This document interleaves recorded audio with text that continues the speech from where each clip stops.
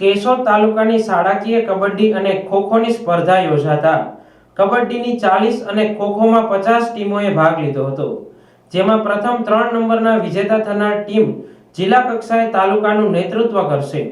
Gujarat sports authority અને જૂનાગઢ જિલ્લા રમતગમત અધિકારી કચેરી દ્વારા 69માં અખિલ ભારતીય શાળાકીય રમતોત્સવ 2025-26નો શુભારંભ કરવામાં આવ્યો હતો. તારીખ 23 જુલાઈના રોજ કાલવાણીના પ્રસાદ વિદ્યા સંકુલમાં કબડ્ડી સ્પર્ધાનું આયોજન કરવામાં આવ્યું હતું.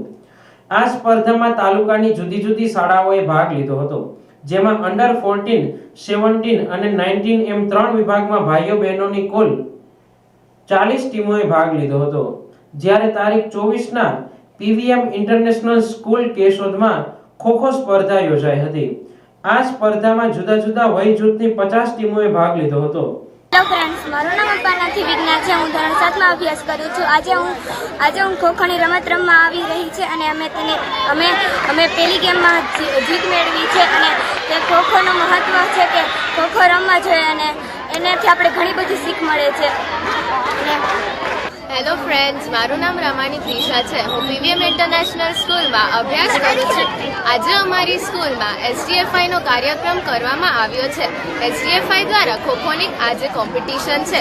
અમે બધા જ વિદ્યાર્થીઓએ ખોખોની અંડર 17, અંડર 14 અને બોયઝમાંથી પણ અંડર 17 અને અંડર 14માં પાર્ટિસિપેટ કર્યું છે. એસડીએફઆઈ દ્વારા આવા કાર્યક્રમ કરતા રહે તો અમારા જેવા વિદ્યાર્થીઓને ઉત્સાહ મળે, એટલે થેન્ક યુ.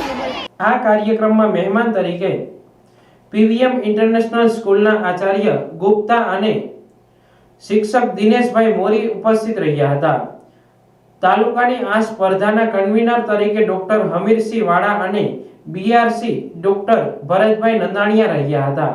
જ્યારે સિનિયર વ્યાયામ શિક્ષક તરીકે જેએસ ભારવાડિયાના માર્ગદર્શન હેઠળ તાલુકાના વ્યાયામ શિક્ષકો હમીરભાઈ બારડ, ભાવેશભાઈ ઝાલા, આરબી ચુડાસમા, રાજુભાઈ મારિયા, પીએન ભાડજા, નિખિલ કોદાવાલા, ભાવસિંહ પરમાર, હિતેશભાઈ જોરા, શરમણભાઈ વાડા, રવિભાઈ વાઢિયા, ખેલ સહાયકો પ્રદીપભાઈ કંડોરિયા, વિપુલભાઈ રાઠોડ, હિતેશભાઈ હળિયા, કપિલભાઈ જલુ, ટ્રેનર તરીકે અજય ઠાકોર, વિજયભાઈ વાડા, ભરતભાઈ ગઢિયા તેમજ નિર્ણાયકોએ સ્પર્ધા કાર્યક્રમને સફળ બનાવવા સેવા આપી હતી.